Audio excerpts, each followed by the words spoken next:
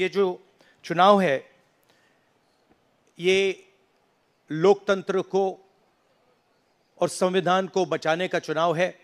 एक तरफ एनडीए नरेंद्र मोदी जी जो कॉन्स्टिट्यूशन पर आक्रमण कर रहे हैं,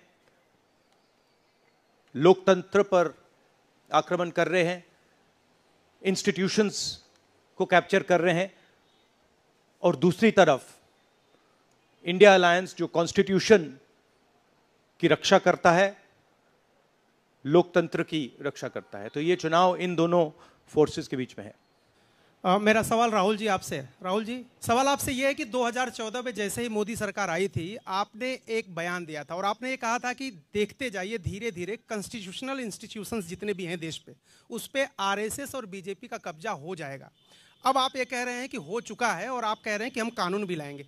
क्या आपको ऐसा नहीं लगता राहुल जी कि ये जब आप करेंगे तब बीजेपी आपके ऊपर ये आरोप लगाएगी कि चूंकि केसेस जो है या पूछताछ विपक्ष के नेताओं से ज्यादा हुई, इसलिए ये प्रतिक्रिया में लाया गया रिएक्शनरी लॉज अमेंडमेंट होंगे? ये सबसे पहले ये समझना होगा कि हिंदुस्तान के राजनीतिक स्ट्रक्चर में हो क्या रहा है। आरएसएस ने और बीजेपी ने और खासतौर से नरेंद्र मोदी जी ने जो स्ट्रैटेजी बनाई है, उसका फाउंडेशन क्या है, उसकी नींव क्या है, सबसे पहले यह समझना है। नरेंद्र मोदी जी ने जैसे अदानी जी की मोनोपोली है पोर्ट्स पर, इंफ्रास्ट्रक्चर पर, डिफेंस में, वैसे नरेंद्र मोदी जी ने पॉलिटिकल फाइनेंस की मोनोपोली बनाई है। कैसे बनाई है? ED, CBI, income tax department का प्रयोग करके। अगर आप बॉन्ड स्कीम्स को देखें तो उसमें साफ दिख जाता है कि नरेंद्र मोदी जी ने, बीजेपी ने एक प्रकार से पॉलिटिकल फंडिंग एक्सटॉर्शन से, धमकी से, प्रेशर से बनाई है। खारगे जी ने कहा जो भी भ्रष्ट हैं वो सब बीजेपी में जा रहे हैं। उसका कारण है क्योंकि नरेंद्र मोदी जी चाहते हैं कि पॉलिटिकल फाइनेंस की मोनोपोली उनके हाथों में हो। अब हमारे बैंक अकाउंट बंद कर दिए, हमारे पास ओरिजिनल रास्ता जो था वही हमारा रास्ता है। हम जनता के साथ जाकर मिलकर उनके लिए लड़ते हैं। ये जो मैनिफेस्टो बना है, ये मैनिफेस्टो कांग्रेस पार्टी ने नहीं बनाया है। ये मैनिफेस्टो हिंदुस्तान की जनता ने बनाया है। हमने सिर्फ इसको लिखा है, ठीक है, और हमने सिर्फ इसको लिखा है। जो किसानों ने हमें बताया, खारगे जी को बताया, मुझे बताया, बाकी नेताओं को बताया, वो हमने लिखा है।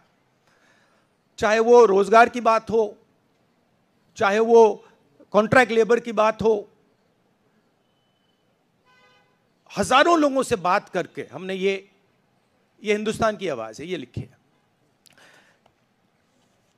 मगर जो राजनीति में आज हो रहा है वो क्लियर है कि सब पार्टीज को नरेंद्र मोदी, ईडी, सीबीआई, इन इंस्टीट्यूशंस को कैप्चर करके फाइनेंशियली मोनोपोली बना रहे हैं अपनी। और चुनाव के बाद रियलिटी है कि ये जो फाइनेंशियल मोनोपोली बड़ी इंटरेस्टिंग चीज है, क्योंकि सारा इंफॉर्मेशन, सारा का सारा इंफॉर्मेशन, किससे एक्सटॉर्शन किया है, किसको कॉन्ट्रैक्ट दिया है, कॉन्ट्रैक्ट देने के बाद उसने कितना पैसा दिया है, वो पूरी ब्लूप्रिंट, पूरी की पूरी ब्लूप्रिंट इलेक्टोरल बॉन्ड्स में लिखी हुई है। तो नरेंद्र मोदी जी ने आज नहीं तो कल ऑपोजिशन को पूरी chargesheet, proof sheet electoral bonds के थ्रू पकड़ा दी है। तो इसीलिए थोड़ा टेरर हो रहा है उनको, इसीलिए नंबर निकला है 400 पार। इसलिए ये महाराष्ट्र में हमारे नेता ले जा रहे हैं, हरियाणा में सब जगह हमारे नेता ले जा रहे हैं, क्योंकि इनको लग रहा है कि भैया अगर 400 पार नहीं 180 हो गई, 160 हो गई, 140 हो गई तो नैया पार हो जाएगी। Thank you.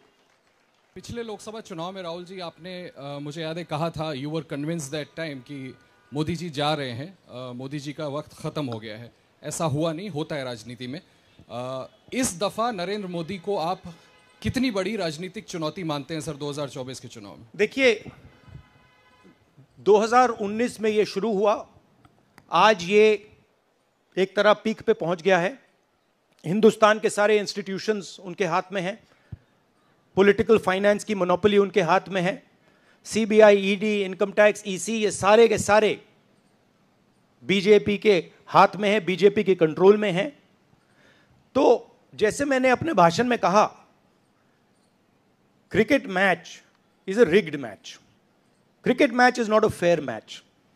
उसमें चाहे सोशल मीडिया की बात करें, आप हमारे नेताओं के, ऑपोजिशन नेताओं के सोशल मीडिया देख लीजिए, मेरा यूट्यूब देख लीजिए, मेरा फेस टाइम देख लीजिए, फेसबुक देख लीजिए, इंस्टाग्राम देख लीजिए, तो ये सारा का सारा स्ट्रक्चर कंट्रोल्ड है, रिग्ड है। इसलिए बहुत जरूरी है कि जनता इस बात को समझे कि ये नॉर्मल चुनाव नहीं है, ये लोकतंत्र को बचाने का, संविधान को बचाने का चुनाव है, और इसको लड़ना और जीतना बहुत जरूरी है। ये चुनाव 2-3%, 5% और बाकी हिंदुस्तान के बीच में चुनाव है, और जो बाकी हिंदुस्तान चाहता है वो इस मैनिफेस्टो में है, और जो 2% चाहता है, जो अदानी जी चाहते हैं, वो आप उनका मैनिफेस्टो देख लीजिए, आपको पता लग जाएगा, उसमें उनकी रिक्वेस्ट लिस्ट पूरी की पूरी आपको मिल जाएगी।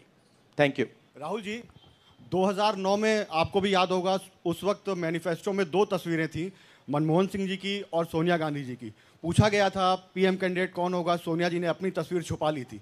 आज 2 तस्वीरें हैं, राहुल गांधी जी की और खड़गे जी की। कोई तस्वीर छुपाएंगे, कोई दिखाएंगे? नहीं, ये आप बड़े डिस्ट्रैक्शन वाले क्वेश्चन पूछते हो। देखिए, इंडिया गठबंधन में डिसीजन लिया गया है कि हम मिलकर एक साथ आइडियोलॉजिकल चुनाव लड़ रहे हैं। चुनाव जीतने के बाद लीडर कौन होगा, प्राइम मिनिस्टर कौन होगा, वो पूरा का पूरा जो कोलिशन है वो मिलकर डिसाइड करेगा। Vanakkam. South India's mic is not on, brother. But you have a very strong voice. You can speak without the mic. Sir, Vanakkam. Vanakkam. Venkatraman from Dinamalar from Tamil Nadu. Advance congratulations to the Congress party, which was due to this serious campaign by the DMK party and Congress leaders. You are going to get 10 out of 10 seats from Tamil Nadu in the forthcoming parliament election. Do you think the same trend will you expect from the across the country? Well, you know, I'm not a soothsayer. Unlike many political commentators, I can't predict the future. But what I'm confident of is that this is a much closer election than is being propagated by the media. It is a close election, and we are going to fight an excellent election, and we are going to win the election. Thank you.